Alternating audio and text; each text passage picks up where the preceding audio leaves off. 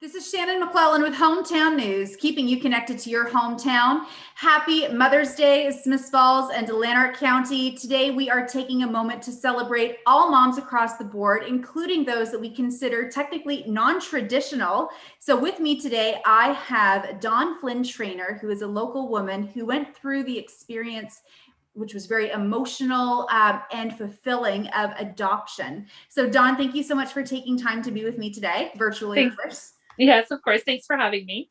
So let's let our folks at home know a little bit about your experience adopting a child, a powerful and emotional experience, I'm sure. So tell us a little bit about how adoption came to being the right choice for you and your husband.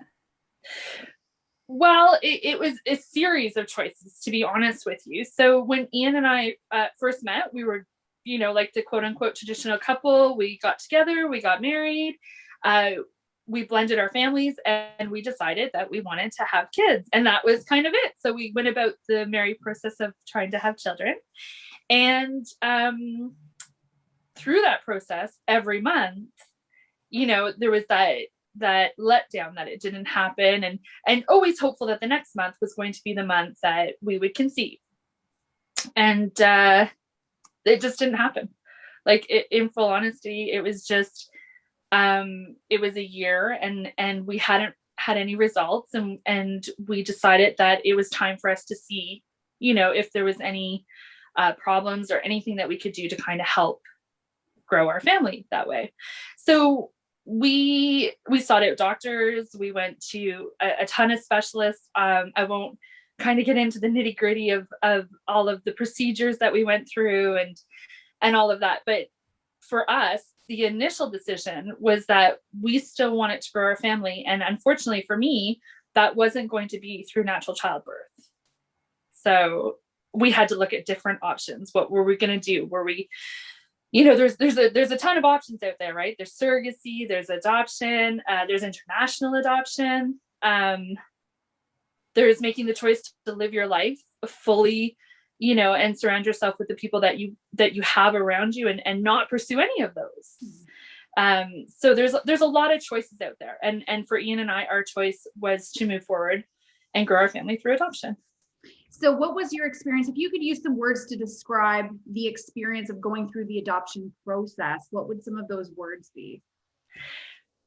I always describe it as an emotional roller coaster.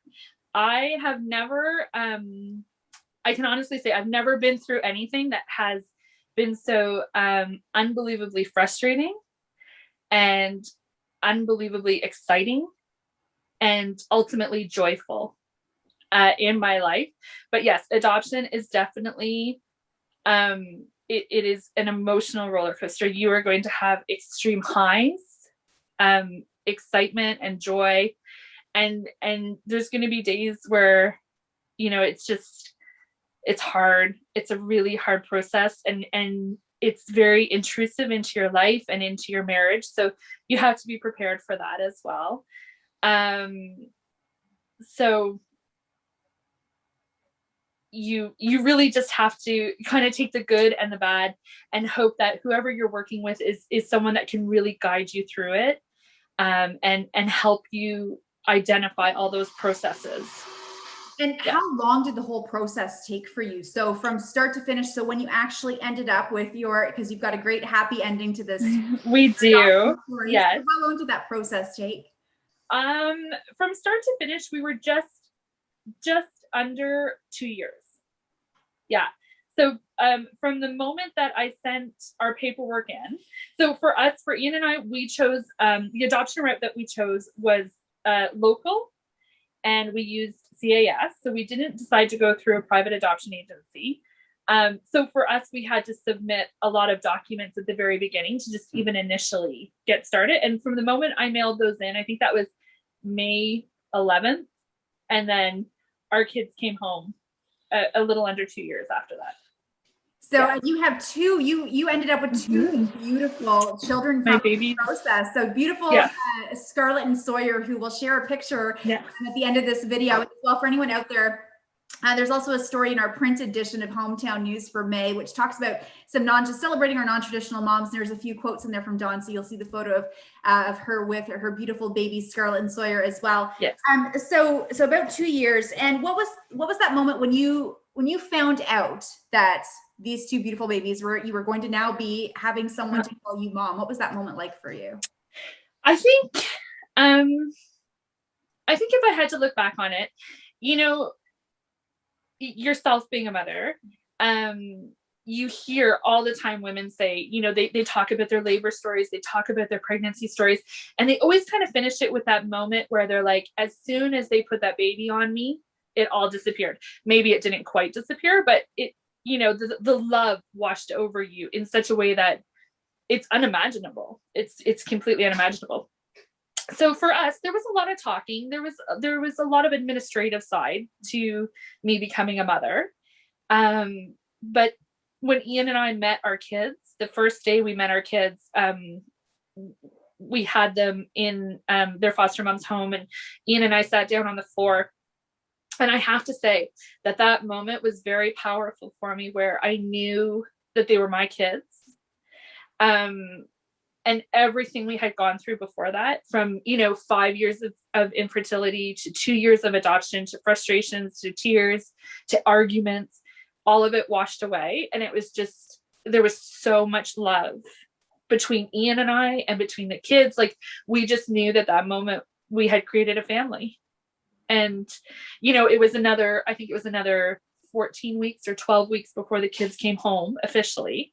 But I have to say that I definitely became a mom in that moment. Yeah, absolutely. And you know what? And honestly, probably throughout the whole process, right? You know, it's a whole process no matter how you become a mom, and whatever way that is.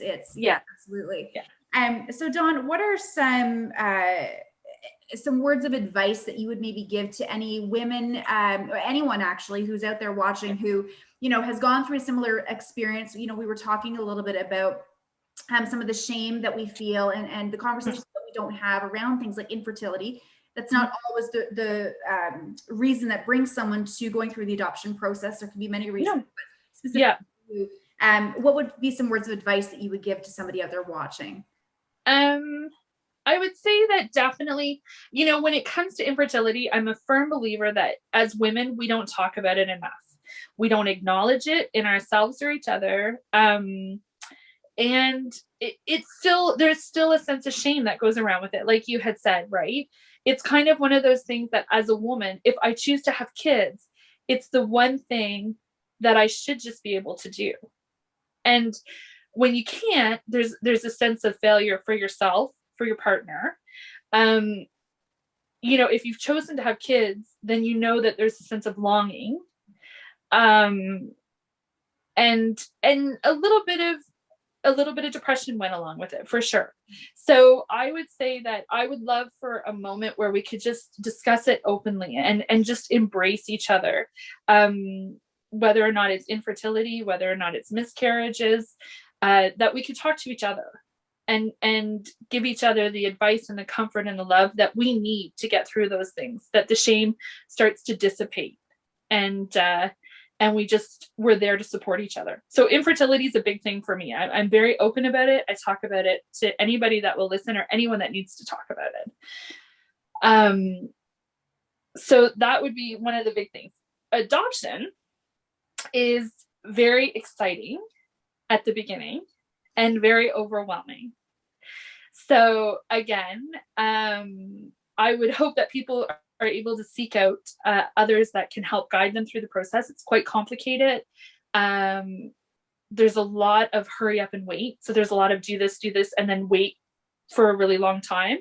And for us with CIS, because things are so, you just don't know what's going on with each and every case, because you're not privy to it. And you shouldn't be.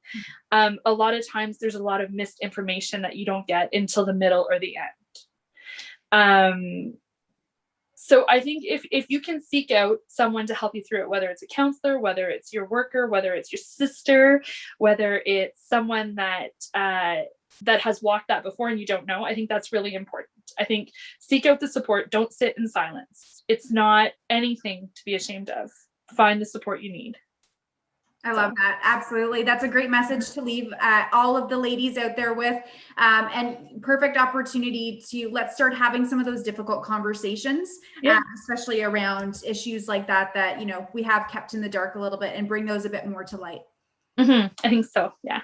Awesome. That's great. Thanks so much, Dawn. Is there anything else that you wanted to add today? Happy Mother's Day, everybody. I hope that everybody has a great day and gets lots of snuggles from the babies, whether they're 6 months or 16 or 26. And thanks so much for having me on. Great. Thanks so much, Dawn. Happy Mother's Day, everybody. This is Shannon McClellan with Hometown News. Together, we are community strong.